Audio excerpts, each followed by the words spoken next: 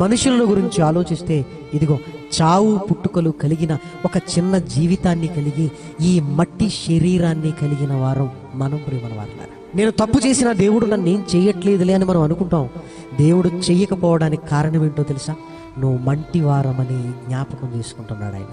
ఈ మట్టి ఉండి ఏదైనా చేస్తే మట్టి కొట్టుకుని పోతాడు.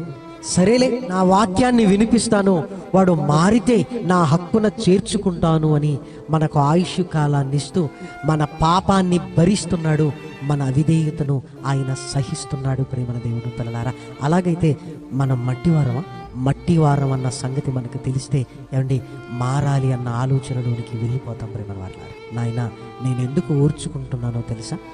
మిమ్మల్ని ఏమీ చెయ్యలేక కాదు, నా చెయ్యి పడిందంటే విలవిలలాడిపోతారు గనుక మీరు తట్టుకోలేరు గనుక ఇదిగో మీరు మట్టివారమని నేను జ్ఞాపకం చేసుకుంటున్నాను.